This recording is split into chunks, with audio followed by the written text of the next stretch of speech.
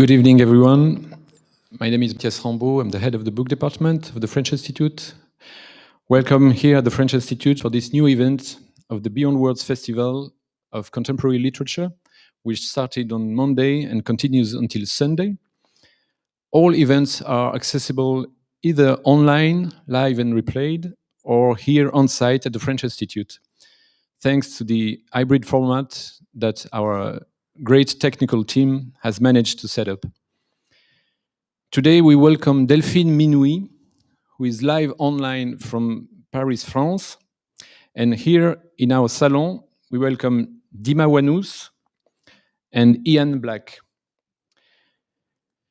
Delphine Minoui, a recipient of the Albert Londres-prized for reporting on Iraq and Iran, is a Middle East correspondent for Le Figaro. Born in Paris in 1974 to a French mother and an Iranian father, she now lives in Istanbul. She is the author of I'm Writing to You from Tehran and the Book Collectors of Daraya, translated by Laura Vergniaud and published by Picador. Dima Wannous is a Syrian author, born in 1982. She studied French literature and translation at the University of Damascus and the French Sorbonne, and wrote in multiple Arab and foreign newspapers. Her novel, Haïfoun, was translated into English as The Frightened Ones by Elisabeth Jacquet for Vintage, and into French as Ceux qui ont peur by François Zabal for Gallimard. Ian Black is a visiting senior fellow at the Middle East Center of the London School of Economics and a former Middle East editor, European editor, diplomatic editor, and Jerusalem correspondent of the Guardian newspaper, where he worked from 1980 until 2016. He has also written for the Washington Post, The Economist, and the New York Times.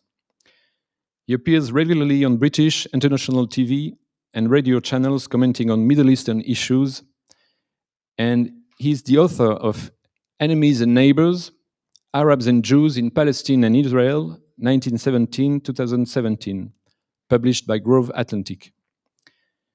The three of them will talk about literature in times of war.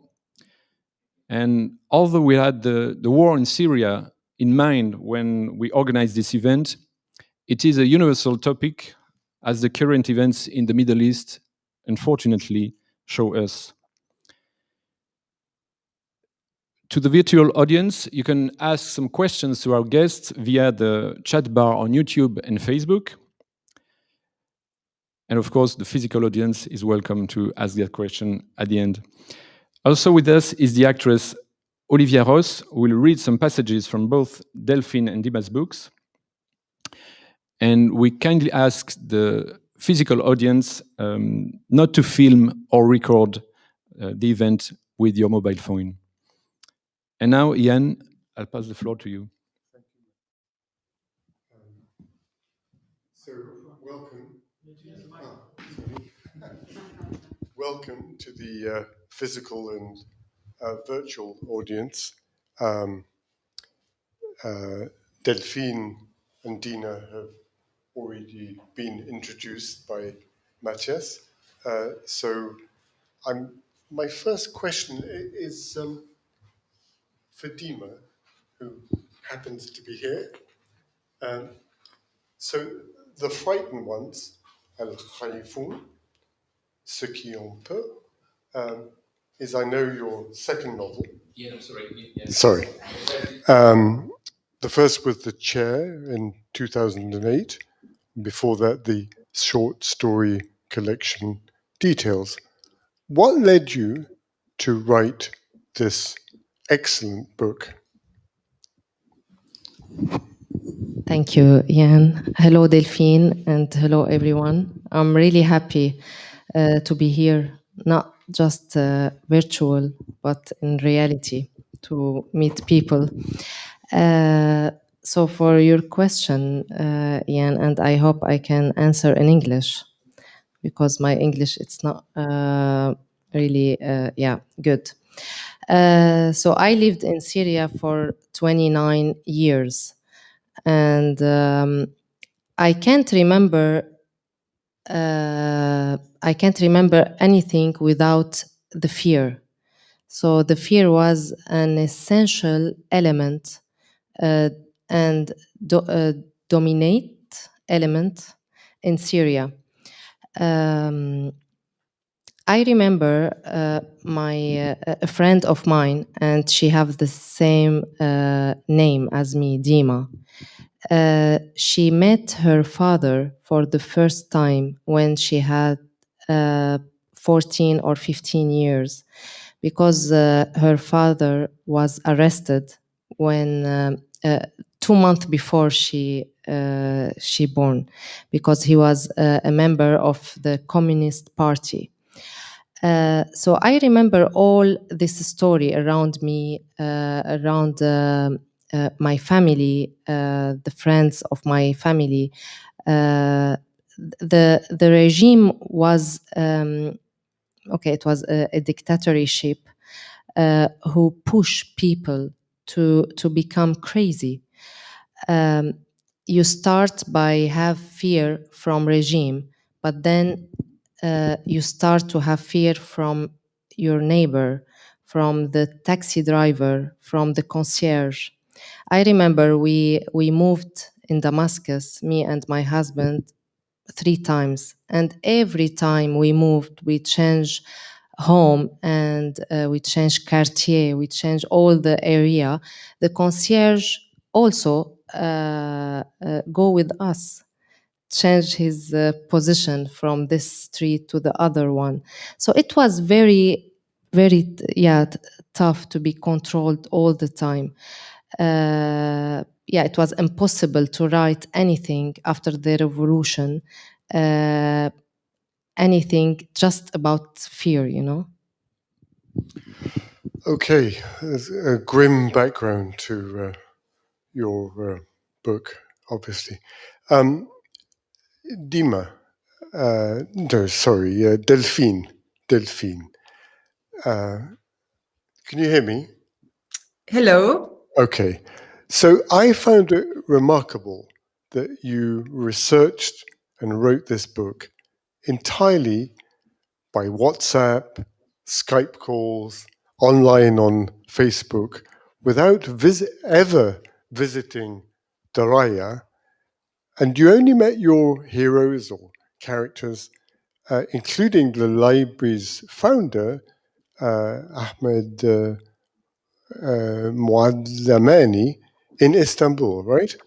The distance between those places, between Istanbul and Daraya, as you helpfully point out, is 932 miles. Wasn't it frustrating that you were never able to visit Daraya in person as a reporter? It was very challenging indeed. As a reporter who has been covering the Middle East for the last 20 years, I've always been a great advocate of reporting on the ground, watching everything and describing everything from my own eyes. When the Arab Spring started in 2011, I was in Tunisia. I witnessed the revolution in Tunisia. I went to Egypt. I went to Libya. I witnessed the topple of Muammar Gaddafi. I started working then on Syria, but very quickly with Syria, like my fellow colleague journalists, we faced a huge dilemma. I was very quickly blacklisted by the regime. I couldn't enter Damascus anymore. And very soon after that, I was also facing difficulties to keep on going in northern Syria to the rebel-controlled areas, because it was becoming too risky, too dangerous, as Daesh, ISIS was taking power and rising in northern Syria. So I was stuck in my office back then in Istanbul, where I was based. And I was struggling with the idea of how could I keep on telling the story of what's happening on the other side of the border? How could I keep on making visible what was becoming invisible and erased by the regime of Bashar al-Assad? So what I did was starting surfing on the web, social network, YouTube, Twitter, and relying on all those amazing videos and pictures sent by Syrian themselves, because there was this new generation of citizen journalists that was rising and trying to keep on reporting on what was happening in a country that was totally facing a big blackout. So that's what happened. In one day, I bumped on the Facebook page called Humans of Syria, and I saw an amazing picture, which was a picture of about two guys surrounded by books in a room which had no natural light, no window, no door, and those guys were reading. And this picture was coming from Syria, a country that was daily bombed. And the caption was just reading, secret library in Daraya. Daraya was a city that was besieged starting from 2012. And I got so intrigued by this picture that I got in touch with the administrator of this Facebook page, who kindly later on put me in touch with the co-founders of the library. And that's how I started reporting with distance online on this amazing library and on this amazing project. I mean, a cultural project, cultural resistance coming out from Syria, as those activists who were facing so much violence from the regime were trying to resist through cultural means and through books. So what was the last time you were able to visit Syria before the Arab Spring process began? Actually, when the Arab Spring began, I was still based in Beirut, which was my previous posting. So just a few months before the revolution, I managed to go to Syria. I mean, when I was living in Beirut, it was so easy. I would take a taxi, and in 1 hour, 1.5 hours, I would reach Damascus. Sometimes I would just go there for the day and then come back to Beirut. But it shows how terrible the situation became because we couldn't enter Syria anymore. So then what I would do is going to the border and at the very beginning trying to interview people who were part of the revolution, who were escaping towards Lebanon. And then a few months later, when the Free Syrian Army started organizing and Syrian soldiers started to run away from Syria, they would come and escape in the mountains in Lebanon. And so that's when I was like spending a lot of time there in interviewing them on the ground. Okay. So, Dima, from the start of your novel, you write about the repressive nature of life in Syria under both Hafez and Bashar al-Assad. On page 2, already on page 2, you describe a young man, the brother of Layla, dating a girl who was the son of an intelligence officer, obviously working for the regime, was also attracted to. Layla's brother was then kidnapped, tortured, and went mad. Fuad, the brother of your main character, narrator, Sulema, disappeared in the Arab Spring protests.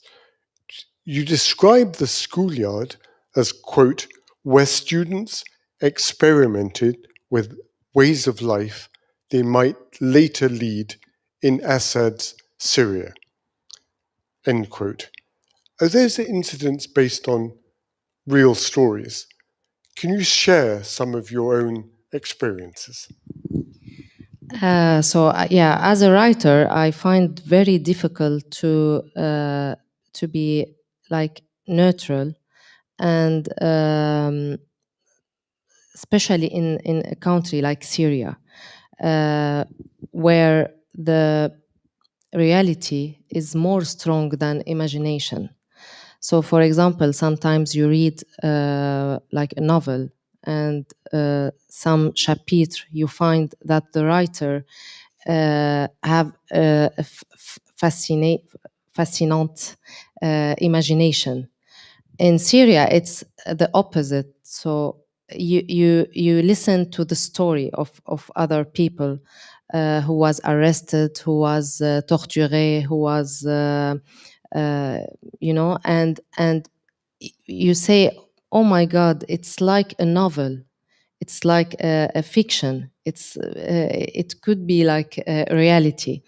So yeah, it's very difficult to not be part of what happened when you write, when you try to imagine, of course. So there is a lot of story, I think, or memories that I found myself. I wanted to share it with others in this novel and in the previous one also. So the school in Damascus was like camp, military camp. Even You grew up in Damascus? so yeah, in Damascus, and in a private school, and it was very rare to find private school in Damascus. There was just two private school, one the Franciscan and the other one the Laïque, where we learn Arabic and French, not English, and so. But still, it's private, but it's like a military camp. Even our uniform was the same uniform as the military. It was the khaki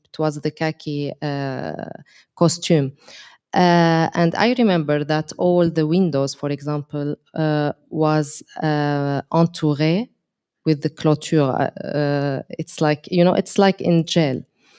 And we had, for example, a class of military education. So we learn how to tirer. Yeah.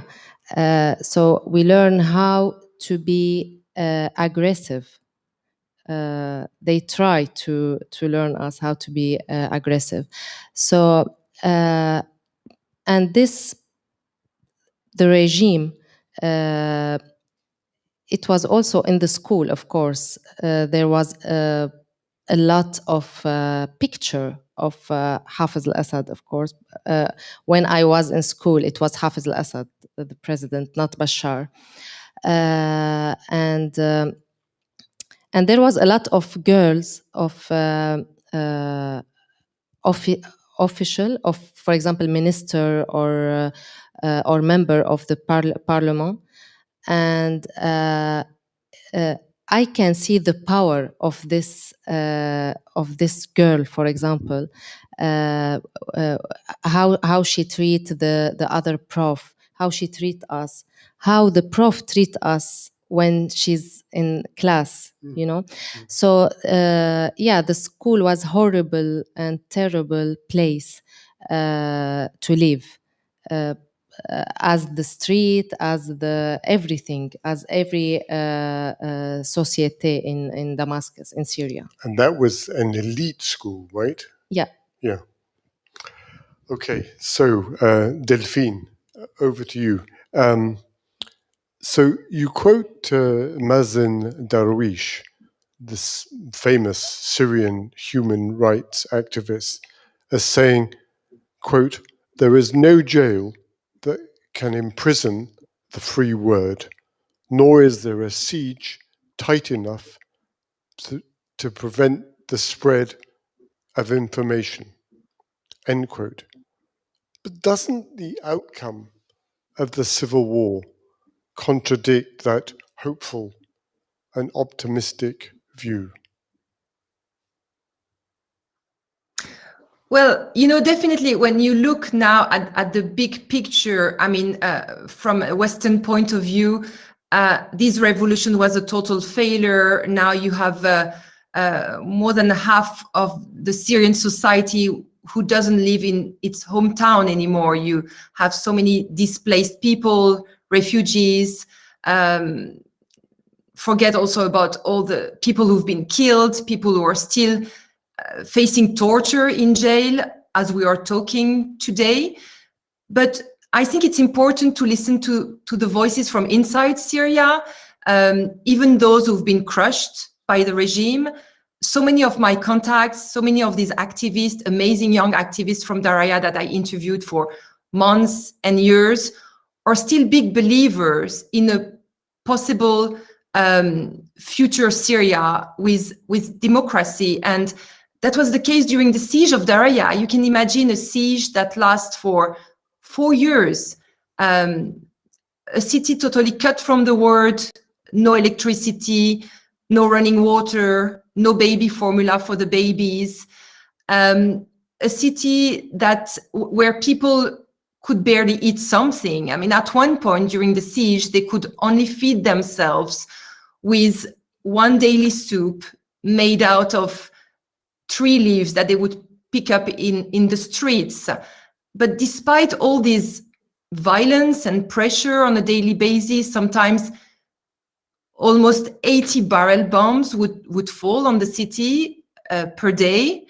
Despite all of this horrible situation, those young activists that I was in touch with made a point of keeping on struggling through peaceful and cultural means. They would feed themselves, actually, as a matter of fact, with the books that they had saved from the destroyed and bombed houses. Can you imagine a group of like 40 young guys saving 15,000 books, 15,000 volumes, and deciding to save them in the basement in one of the basements of the city, and turning this basement into a secret library? And actually, that's the total irony of the war as well, because at a time when they were totally cut from the world, they kind of kept a window open to the world thanks to those books that they were reading from the library. I mean, imagine a bunch of guys who actually didn't like to read, as Dima mentioned, and this is so important. I mean, this is a regime which was feeding its new generation with total propaganda. Those guys were facing one ideology, and they were facing censorship. But when they started flipping through those books, after hating reading for so many years, because for them a book was just the symbol of like dictatorship and censorship, by flipping through those books, they discovered a diversity of ideas. They started reading political science. They started reading about also religion, about social sciences. They read novels. To give you example, they started reading books by Victor Hugo, translated in Arabic. They read The Little Prince by French author Saint-Exupéry. They read poems by the famous Palestinian writer Mahmoud Darwish, but they also started unexpected books for ourselves, like the 7 Habits of Highly Effective People by Stephen Covey, the American best-selling writer. And so to go back to your question, I mean, when you quoted Mahmoud Darwish, to me, it makes so much sense. I mean, at a time when they were totally cut from any possibility of getting access from the outside world, their bodies were jailed. They couldn't get out of Daraya. They couldn't, of course, get out of Syria. But the ideas were still traveling in and out of the besieged city.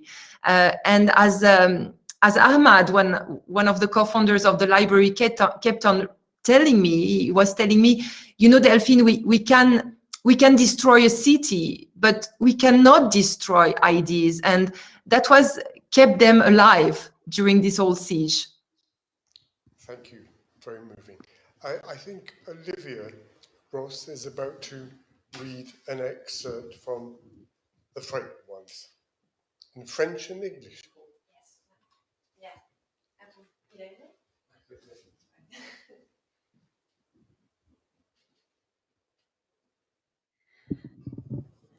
So this is an excerpt from Dima's book.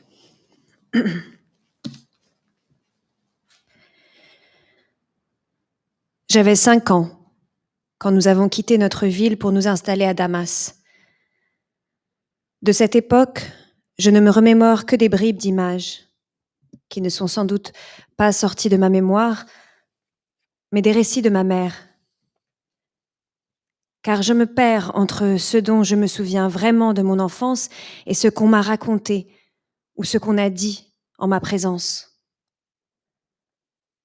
Ma mère rappelle comment mon père a souillé son pantalon au moment où il l'a supplié de faire ses valises pour partir à Damas avec leurs 2 enfants. Ma mère ne trouvait pas ces mots. Le pantalon marron de mon père avait pris une teinte foncée sous la région lombaire et au niveau des cuisses. Il avait pissé dans son froc. Aujourd'hui encore, je me souviens de la manière dont ma mère nous a raconté cette histoire un matin après sa mort. Pourquoi après sa mort ? Pourquoi voulait-elle que nous le sachions ? Était-ce pour nous convaincre que c'était la peur qui l'avait tué ? Elle a dit aussi qu'il avait voulu quitter Hama, leur ville natale, alors qu'il y exerçait comme médecin. Ce sont ses propres mots. Après avoir achevé sa phrase, elle a fait comme si nous mettions en doute ses paroles. Elle a ôté les sourcils et remué la tête, l'air railleur. Aujourd'hui encore, je ne sais toujours pas s'il lui a manqué. J'ai le sentiment qu'après sa mort, elle a trouvé la paix. Elle-même ne m'a jamais confié que sa mort l'avait rendue heureuse. Mais je le constate dans son corps, dans son esprit, dans ses yeux. Elle a dit un jour quelque chose comme « La peur est épuisante et exténuante ». Elle a dit qu'elle avait vécu avec lui 32 années de peur. Quand ma mère prononce ce nombre, sa voix grince et elle sépare les chiffres afin de faire sentir le poids des années et l'impact des 32 ans. Oui, mon père a quitté sa ville, tétanisé par la vue des morts dans les rues. Il a fui à Damas avec sa famille.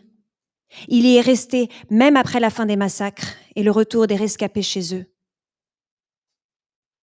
Assurément, ceux-ci sont revenus chez eux, mais ont-ils vraiment retrouvé une vie normale ?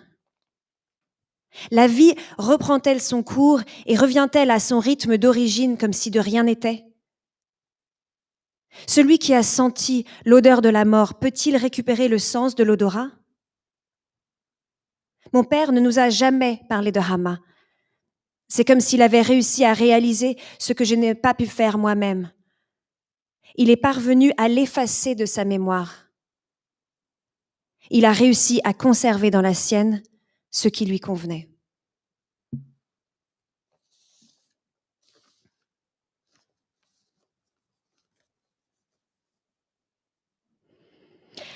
I was 5 when we left our hometown of Hama for Damascus. It was 1982, the year of the massacre. I don't remember anything from that period except a handful of images. I go back and forth about whether they're my memories or memories my mother told me. When it comes to my childhood, I can't distinguish anymore between what I remember myself and stories I heard or was told. My mother told me that my father wet himself, asked her to pack up her things, their things, and told her they were taking the children and leaving for Damascus. My mother was lost for words. The crotch of my father's brown trousers darkened. I think now about how my mother told us this story one morning after he had passed away. Why did she tell us after he died? Why did she want us to know? To convince us that fear was what killed him? She also said that he had decided to leave their hometown of Hama even though he was a doctor. That's exactly how she said it. When she finished the sentence, I imagined her mouth being sealed with an exclamation point. She raised her eyebrows and shook her head wryly. To this day, I don't know if she misses him. I have a feeling that when he died, she relaxed. She never says that his death made her happy, but I can see it in her eyes, body, and soul. Another time, she told us that our father was tormented by the exhausting nature of fear. She said she'd lived through 32 years of fear with him. And when my mother said the number, she ground her teeth on each consonant, rending the syllables apart as if to make us feel the impact of each year, its oppressive weight. 32 years. Yes, my father left his hometown afraid of the indiscriminate killing he'd witnessed in the streets. He took his family and fled to Damascus, where we stayed after the massacre ended, when everyone else who'd survived returned home and to their former lives. Of course they returned home, but did they really return to their former lives? Could life straighten itself out and settle back into its old rhythms as if nothing had happened? Can someone who has smelled the scent of death go back to the way things were? My father never spoke to us of Hama. Maybe he'd managed to do something I haven't been able to, erase it from his memory. He managed to hold on to the memories he wanted.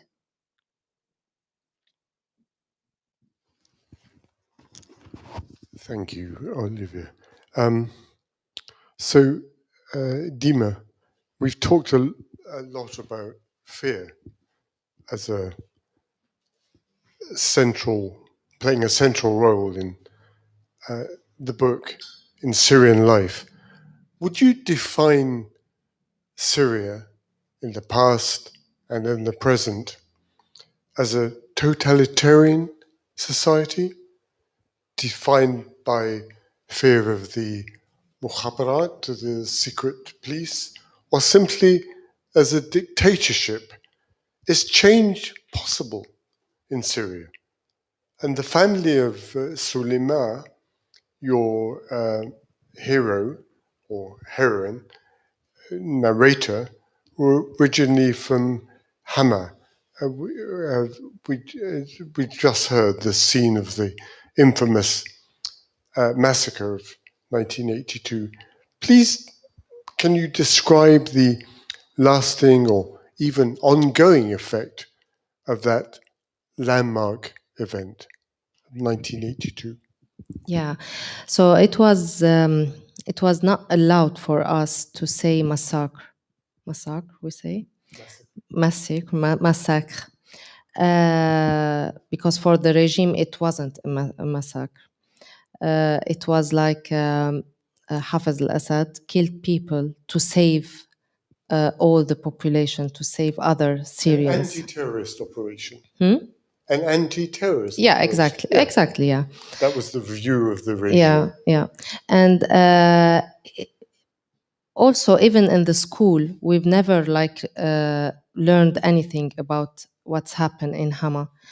And we don't talk about this date, remarkable date, as you said. And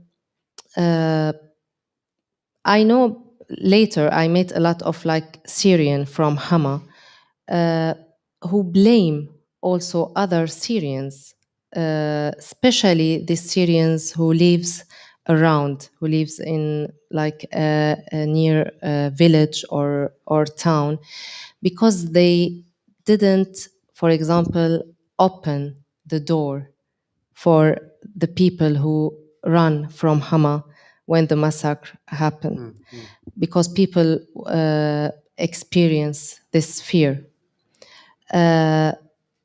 So I think the complicated relationship between Syrians start after le massacre de Hama in the 80s. And this fear start to play an essential role in the life of Syrians. Interesting. So, Delphine, your heroes are clearly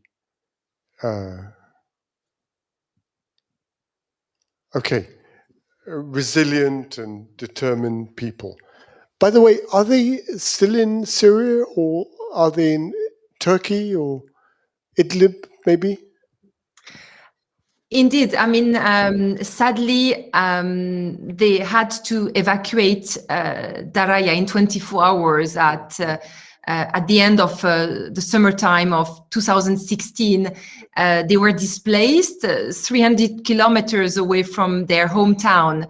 They were moved to northern Syria in the province of Idlib, which is still controlled, most of it, by the opposition. It's a region which is close to the Turkish border. So some of those guys, some of them are still living in Idlib in northern Syria. Some of them have moved to Turkey, where I live, and some of them have managed to come to France. Ahmad, who was my main contact when I was documenting the book project, and also Shadi, who was one of those guys who was a citizen journalist and filming on the ground and sending me videos and pictures. So basically, they are like kind of scattered around inside and outside of Syria. But are they, or are you, for that matter, optimistic about the future of Syria? After all, Bashar al-Assad is standing for re-election, in inverted commas, next week. It is hard, objectively, to hope for any significant change, given the support he gets from Russia and Iran, and the increasing acceptance by other Arab countries that he is staying in power. And of course, the distractions of the global COVID pandemic. Are you or your Syrian friends and colleagues optimistic about the future?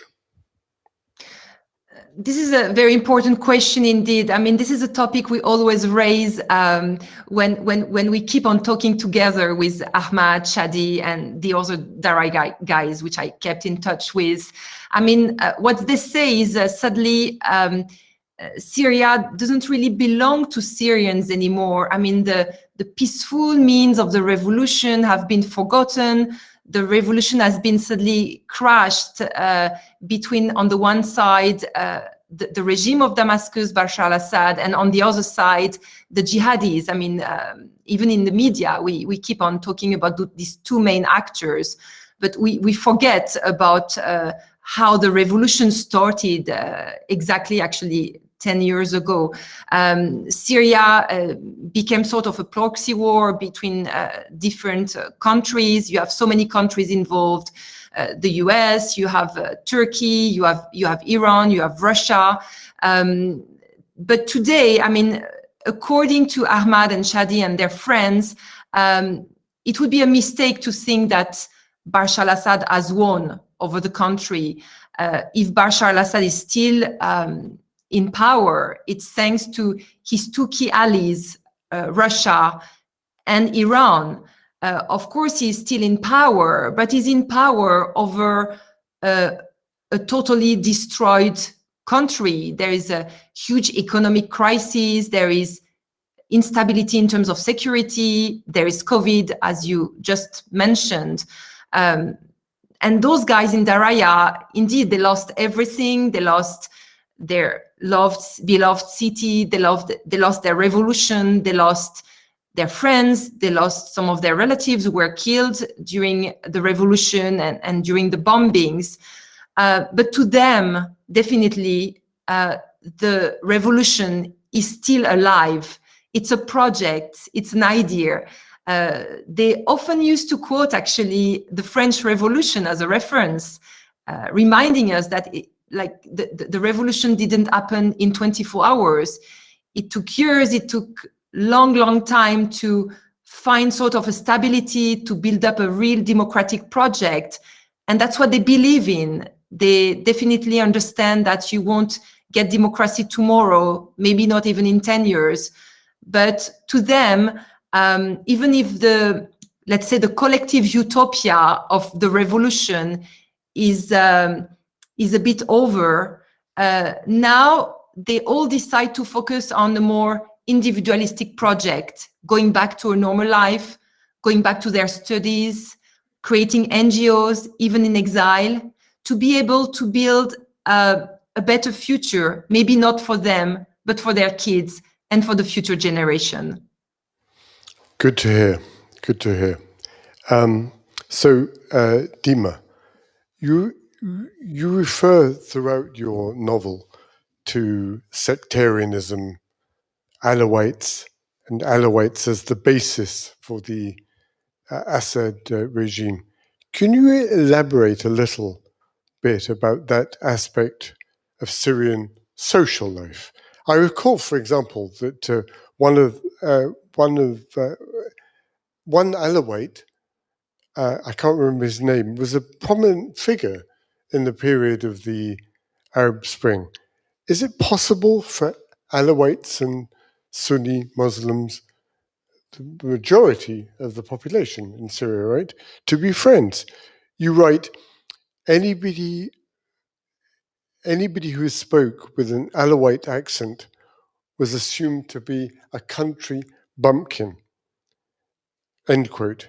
And why do minorities, obviously this is a generalization, continue to support Bashar?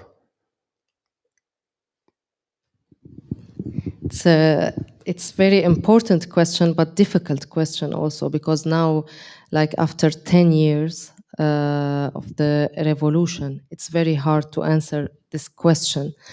But I'm pessimist about the coexistence in Syria, not between the Alawite and the Sunnite, but between all Syrians, because really after 10 years of suffering, of bombarding people, of killing people, of torture people, it's very difficult to ask people to live together, especially that almost all the army, the Syrian army, is Alawite. Is Alawite by sect or politically speaking, as you mentioned. When we talk with the Alawite accent, we have this power. So it's very difficult. I think millions of Syrians lived proud of themselves because they've never know the sect or the religion of their neighbor.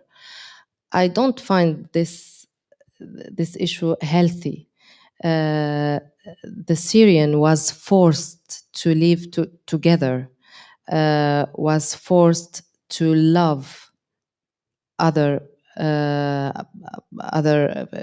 people from the minority, Christian or Alawite, of course, or Sunnite. But we don't dare to ask others, what is your religion, what is your sect? And it's not healthy, of course. I've born as Alawite. My father is Alawite and my mom, she's Sunnite. So I know this feeling also. Of course, I've never used the Alawite accent.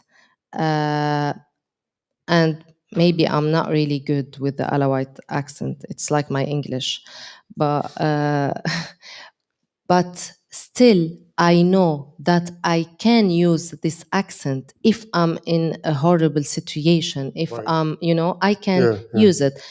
My husband was, for example, was in jail for 6 months. And because I'm Alawite, they allowed to me to visit him. I know that. But they wouldn't have done so had you been another sect, or Sorry? they wouldn't have agreed that you visit. Yeah, I'm sure, because he was arrested in jail because of political issue, and they know that I'm how can I say? I'm anti-regime. I'm anti-Assad. I'm not pro-Assad, but still I'm Alawite. Even for them, so they let me visit him. So this power, it's not easy for people to live with this power. It's not easy for Alawite people, and it's not easy also for the Sunnite. All the not the country, all the cities or the village bombarded from the regime was a Sunnite regions. So how ask people after all these years and suffering to accept other? It's very difficult. And now there is another question about the Syrian inside Syria and outside Syria also. Now we don't have the same memory anymore. They suffer inside, in Damascus, in Halab, in Idlib, in Hama, even in Tartus. They suffered in the Alawite area, and there is the more than 5 million Syrians outside. Yeah. Of course. So over to you, Olivia, to do your second reading.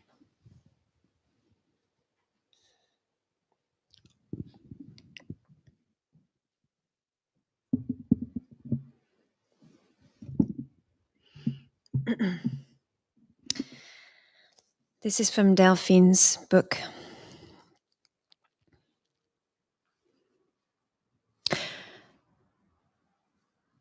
Comment survivre à l'absurde? Comment conjurer la faim? Comment ne pas céder à l'angoisse et à la fatigue? Comment défier la violence quand elle s'insinue dans tous les recoins de l'existence? Ahmad me raconte que, pour ne pas sombrer, chacun s'invente des mécanismes de survie. Entre deux bombes, Hussam étudie d'arrache-pied, le nez collé à son ordinateur et les yeux rivés vers un avenir incertain. Il s'est récemment inscrit à l'université Rocht, qui dispense des cours à distance. Shadi, lui, court après les bombes. Il s'obstine à tout filmer, tout documenter, obsédé par ce besoin d'archiver en direct les crimes commis par le régime. S'il disparaît, il restera au moins quelques traces, se dit-il. Avec ses acolytes du conseil local, ils ont dessiné un plan précis du cimetière des martyrs, afin de pouvoir identifier chaque tombe en cas de bombardement des sépultures. La guerre leur a appris à penser à tout. Et la bibliothèque? Elle est toujours là. Confinée dans son modeste sous-sol avec ses rangées d'ouvrages, son rétroprojecteur et ses canapés à fleurs, ouverte au public de manière intermittente. Mais Omar y a laissé un grand vide depuis qu'il s'est installé à temps plein sur la ligne de front. Là-bas, les soldats anti-Assad ont subi d'énormes pertes et les munitions commencent à manquer. Impossible de s'échapper, même 1 minute de la zone de combat. Pour autant, Omar reste fidèle à ses ouvrages, préférant la compagnie d'Ibn Khaldoun ou de Nizar Rabbani aux très rares pauses autour d'un café brûlant. Il doit être l'un des derniers habitants de Daraya à ne pas avoir renoncé aux essais politiques. Les autres lecteurs manquent de concentration, d'enthousiasme. Même les livres de self-help, pourtant si convoités, n'ont plus le même succès. Ahmad me fait une confidence. Dans ces moments de détresse infinie, seule la lecture de témoignages de gens ayant vécu des expériences similaires lui est d'un quelconque soutien. Avec ses amis, ils ont déniché quelques ouvrages sur le siège de Sarajevo dans les réserves de la bibliothèque. Trop jeune, à l'époque du blocus imposé par l'armée serbe sur la capitale de Bosnie-Herzégovine, de 1992 à 1996, ils en découvrent tardivement l'histoire, les yeux grands ouverts. 4 ans de bombardements incessants, de faim, de terreur, imposés aux 350 000 habitants piégés dans cette cuvette infernale. 4 ans de violence aveugle qui coûta la vie à plus de 11 500 personnes et qui mit la ville en morceaux. Des immeubles déchiquetés, des monuments éventrés, y compris la grande bibliothèque où plus d'1,5 million de volumes partirent en fumée. Attaquée par une pluie d'obus, elle était le pilier du patrimoine culturel de Sarajevo. Un face-à-face avec l'histoire, comme un miroir de leur propre histoire, de leur tragédie, de leur douleur, de leur courage et de leur combat pour la liberté.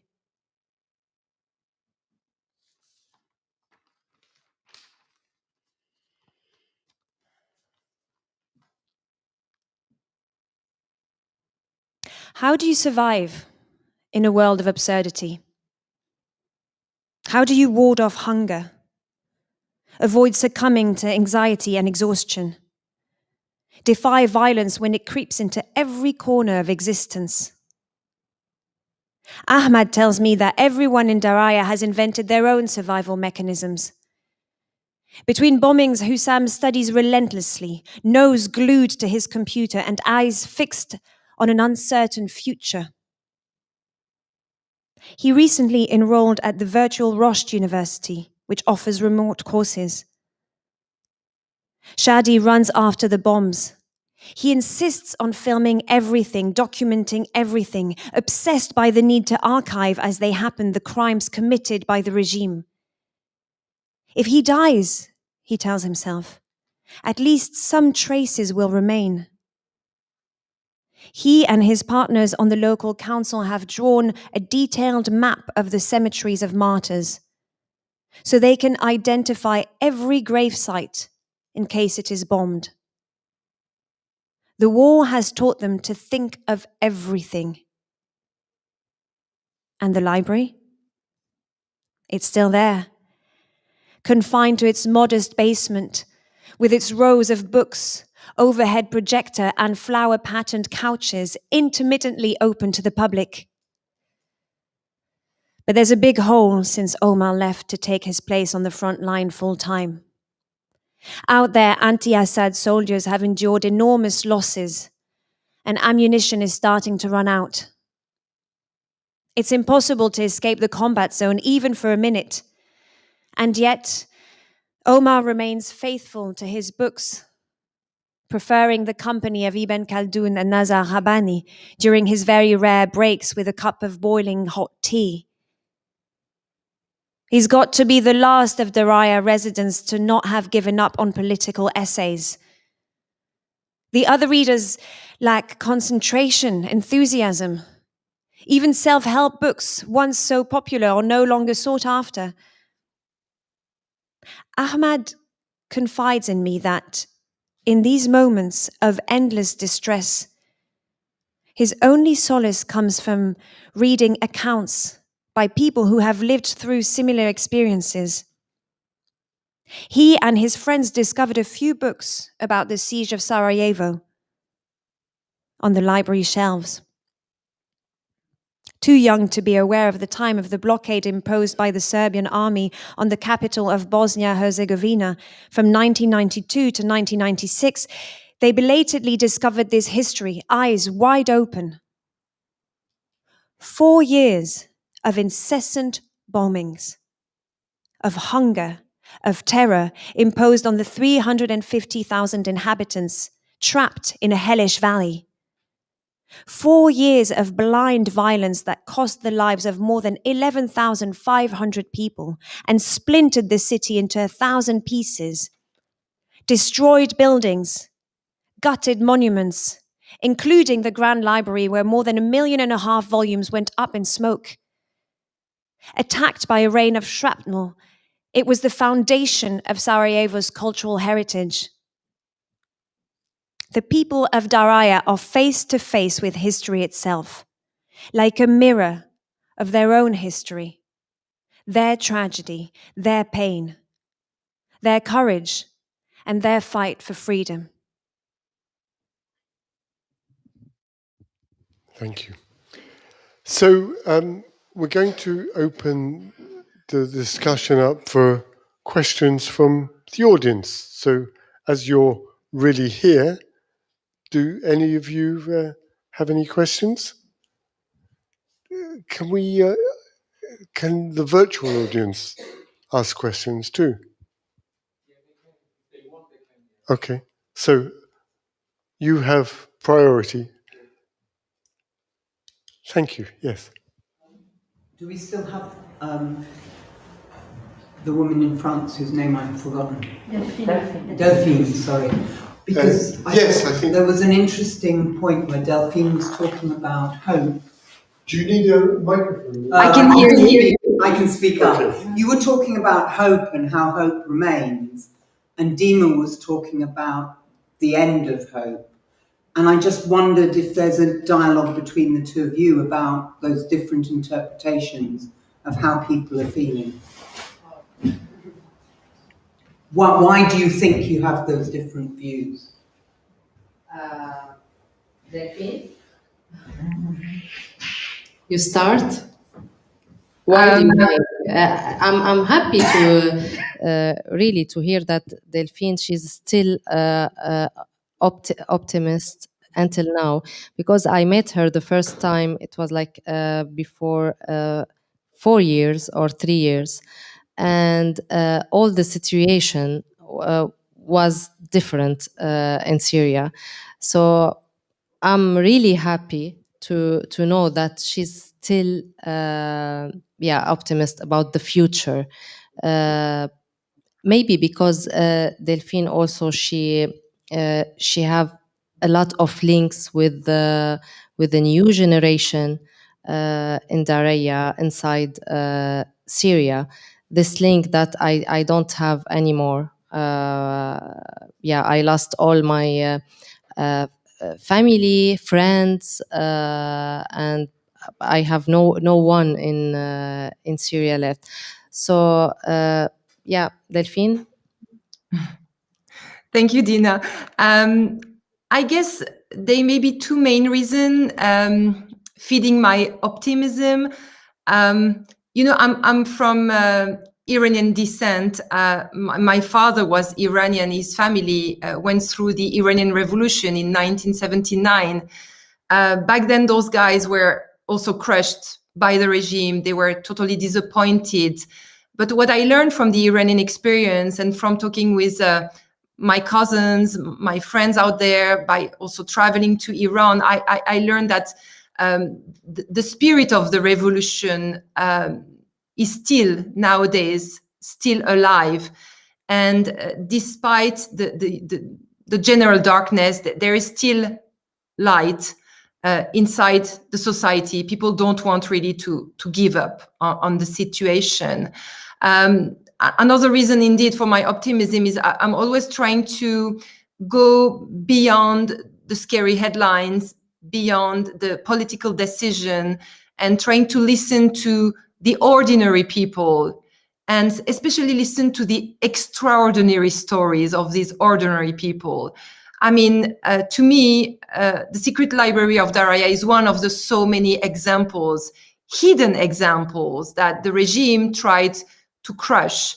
But why am I optimistic? Is because it was not only about the Daraya Library.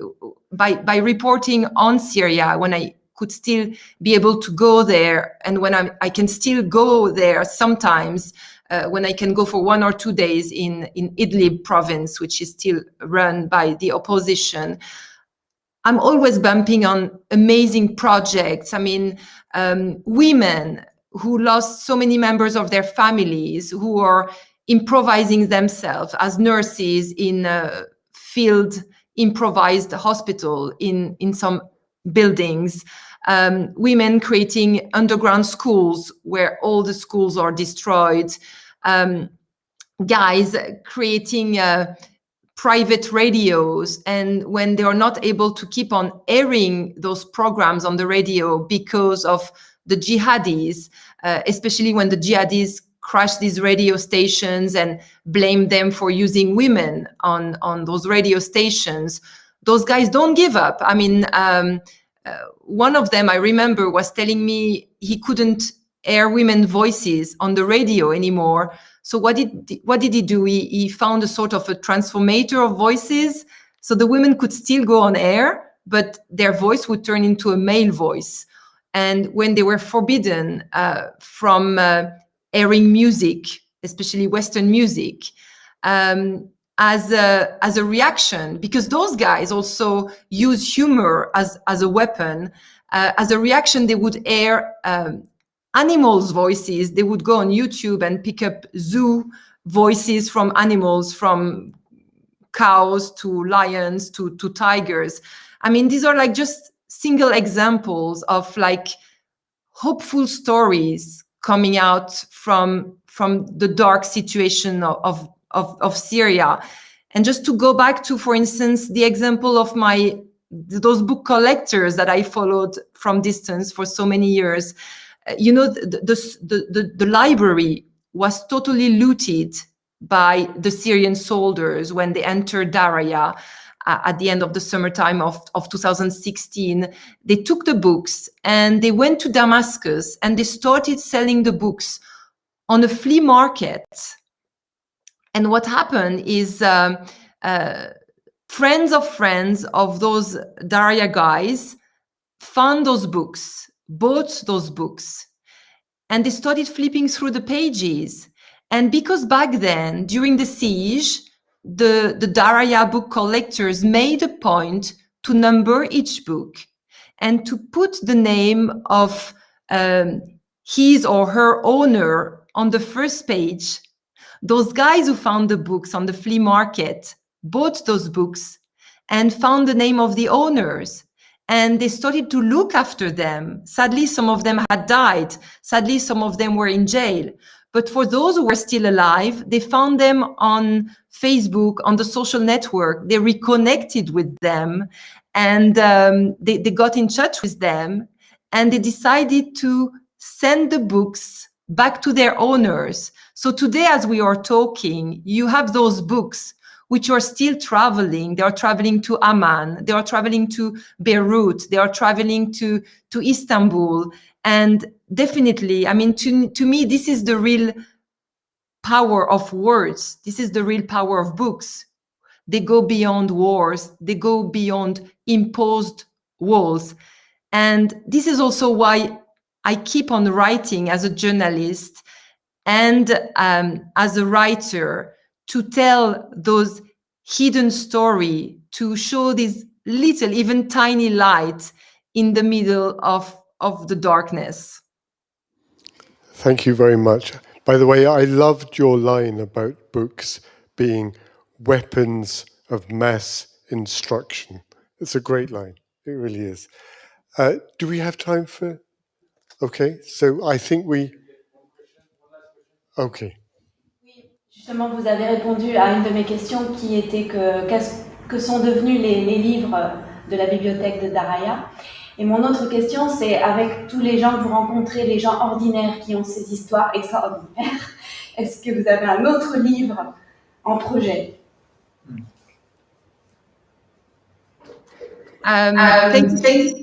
Thank you so much for this question, which was about